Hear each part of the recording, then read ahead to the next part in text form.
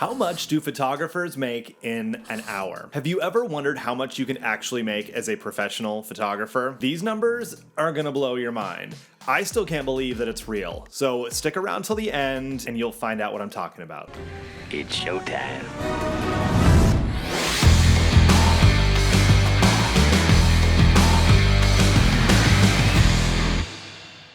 Hello, I am Mike Lloyd. I'm a professional boudoir photographer. I run a multi-six-figure studio in Silicon Valley, California, and let's chat about some money. I love monetizing what I do because the primary function of a business is to make money. As a photographer, I want to create art, empower my clients to do all these wonderful things. As a business owner, it's my job to make money. And if we don't charge money for what we do, then we fail as businesses by definition. So the cool thing is, we get to make money doing something we love. And if you charge appropriately, then you can continue to do the thing you love. So rather than thinking of this as how much do I charge for my photography, where there's sometimes feelings of guilt and shame, or like, well, this is something I do for free anyway, so how can I charge money for it? Or somebody else is cheaper than me or more expensive, so I could never compete with any of those things. Totally irrelevant. That's the coolest thing about all of this. And the 4 points I'm going to cover today are: 1, you're not selling time. We're going to go over what you are actually selling. So thinking about an hourly rate is already the wrong way to go, but I got you. Number 2, you get to charge what you want. This is super cool. Number 3 is your price will determine what kind of clients you get. And number 4, nothing is set in stone. So let's dive right into point number 1. What are we actually selling? When somebody asks me, how much do you make per hour? How much does it cost per hour to work with you? They're selling time. And as an employee of a company, if you're working HR or in the accounts payable department or whatever you do as an employee, you're selling time. You are given a salary or an hourly wage plus some benefits probably in exchange for your time. That's it. We don't work the same way. We're not selling time, we're selling an end result. Sure, talk amongst yourselves. And the reason we don't focus on time is because we shouldn't be punished for being good at what we do. If I can deliver something in 1 hour that takes somebody else 3 hours to do, should they make 3 times as much as me? No, I should make more than them because I'm able to deliver the end result in less time. So sometimes my clients will ask, well, how much is it for a headshot? And I say it's $400. And I'll have you in and out of here in 10 minutes. And they're like, well, hold up. You're going to charge me $400 for 10 minutes of time? I'm like, do you want it to take longer? We can spend half a day if you want, but I only need 10 minutes. I'm good at what I do. I'm like, how much is your time worth? Like, do you want to waste 3 more hours doing this? And then they're like, oh, okay, I get what you mean. That's it. We're not selling time. We're selling the end result. And those are the photos, and it's the way we make our clients feel with the whole experience and the shoot. So that's the first thing. No more hourly rate. What are we going to charge for the actual deliverable? And that's how we make our clients feel. Number 2, you get to charge whatever the F you want. And this is the coolest thing. If you've got money blocks, and we all do, you're going to start way low because you're like, oh, I'll just test the waters, see how things go, and then I'll raise my prices when I get to whatever arbitrary point that isn't actually measurable, and you're never going to hit that point anyway. So rather than do that, let's figure out, what do you want to make in a year? Okay, I want to make 30,000, 50,000, 100,000, 500,000. Okay, well, how many weeks a year do I want to work? Well, I'd like to take 2 months off for vacation. So 52 minus 8, 44. 10 minutes. I'm already perfectly at ease. Yeah, 44 weeks. Okay, and I want to do 2 shoots a week. That's 88 shoots. So I'm going to take that 100,000 or whatever it is, divided by 88, and that's how much you should be making per client. Now, of course, we have our cost of goods, we have our fixed cost, all these other things to consider, taxes, but that is your starting point. And so you can charge whatever you want to make. If you'd rather do 10 shoots a week and charge less money to get there, cool. You're going to burn out. If you'd rather do 1 shoot a month and charge $10,000 and make $100,000 a year doing 10 shoots in a year, that's amazing. You can totally do that. You just got to find those 10K clients. which is very, very possible. So you get to make what you want. So how much do you want to make? And don't start small. Don't sell yourself short. Don't think, I don't know, 20,000 a year would be cool. And then I don't know, maybe we'll see if we can go from there.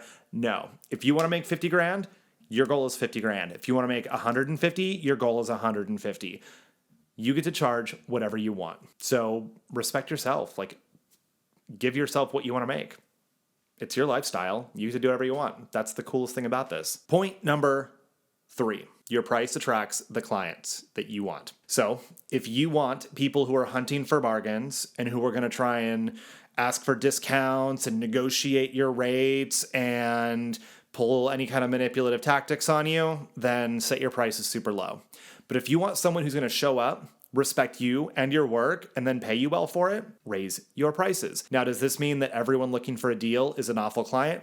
No. Does this mean everyone who has money is a great client? No. But you are significantly increasing your odds of having better clients when you raise your prices. And by better, I mean someone who's looking for what you do and the experience. They're not looking for a deal or a sale. They want the value, not the lowest price. There are photographers who compete on lowest price. Good for them. That's not you, because that's a race to the bottom. You can't scale that. It's only selling yourself short and devaluing your own time. Now, we can run sales throughout the year, promotions, things to get people in the door. But even if I take half off my session fees and charge $200 to get into to do a shoot with me, they're still going to spend $3,000 on prints, and that is a non-negotiable. Somebody could come in and buy a $1,500 album and walk out of here. That's their choice. But I'm not selling $50 Snapfish books. I'm selling quality luxury products. You can build your brand however you want. Again, see point number 2, we charge what we want to charge. We deliver the products and services we want. And back to point 1, we decide how we want to make our clients feel. That determines our pricing. So raise your prices. Do not start entry level once you have a good enough portfolio. When you can consistently deliver the kind of images you show on your website and on your social media accounts, your prices need to be up there to match. And they need to reflect how much you actually want to make in a year, as we discussed in point number 2. Super important, because the longer you keep your prices low, the longer you're going to have to deal with terrible clients, and the harder it's going to be to push through that. It's going to feel like this is never going to work. You're never going to make money. No one ever wants to pay what you want to charge, but it's because you're attracting the wrong people who only want a low price. They don't care about what you do. It's that simple. It's not easy, but it's simple. Whatever that is, we shall have it. So raise your prices, you'll get better clients. My very first paying client, after I decided to do in-person sales and charge thousands for my packages, I was terrified. All kinds of stuff went wrong at the shoot, at least that I knew about. They had no idea that anything was even going wrong. I've told this story before. I don't need to go into it again because we've only got so much time here. I don't want to ramble on. But basically, they showed up to my IPS session. I was in my apartment at the time. I didn't have a studio that I could do this. I had my samples literally laid out on the floor. And my very first real professional shoot, they looked over the prices and they're like, cool, we'll take 2 of the top package. And I'm like, neat. And they spent over $5,000 that day. At the time, my top package was $2,500. They bought 2 of them and added an extra $600 in large prints. My very first client validated that there are people out here who love what I do and are happy to pay what I want to do. Now, maybe your first paying client is going to spend $300. I don't know. But if you don't give them the opportunity, you're never going to find out. And again, when you start qualifying people and use language like luxury products, experience, not deals, sales, you're going to attract the right kind of people who want to spend money with you. And it makes it a lot easier to charge money when you are actually working with people who are happy to pay you. Let's move on to point number 4, and that none of this is set in stone. I change my prices every year. I change my pricing structure. Maybe every other year, whether I'm going to go totally a la carte, or I'm just going to do packages, or a mix of both, or I'm going to have a la carte and one big package, or any of these different combinations. I add products, I remove products, I raise prices. I might lower them a little bit on certain things and raise them on other things. My prices are always changing because I'm dialing in the ways that I can best make money and serve my clients. Certain products don't sell, they go. I get new ones in, I test the prices. If no one buys it, maybe I'll drop it a little bit. Maybe I'll sell it more enthusiastically, but nothing is set in stone. So if you set your prices here and decide this just isn't working for me, you can go up here or you can go down here. You can add things, you can take things away. You should. That's how business works. Nothing is ever perfect. We're always fine-tuning. Now, we're not using these as excuses to constantly keep ourselves busy and meddle in things so that we're not doing the really important stuff. You know, like I'm going to constantly adjust my website or scroll through social media to find what my competitors are doing. That's all procrastination. Actually making strategic adjustments during your maybe quarterly or annual meetings with yourself, that is how you dial things in. Nothing is set in stone. You just need to get started. So let's recap. 1, we're not selling time. We're selling an end result. And that is how we make our clients feel. That's our product. Number 2, you get to charge whatever you want. That is so cool. Number 3, your prices determine the kinds of clients you get. So do you want someone who values what you do, or do you want someone looking for the cheapest person with a camera? I vote for option 1. And number 4, nothing is set in stone. You're going to make adjustments, things are going to change, you're going to dial everything in, and it only gets easier over time. I'm so excited for you to start this journey, charging what you're worth, attracting clients who want to give you lots of money, and just embracing the freedom that you have to build whatever lifestyle you want. Because that's what we do here. You can make $500,000 so easily when you attract the right kind of clients. If your average sales 3,000, 130 clients gets you $500,000.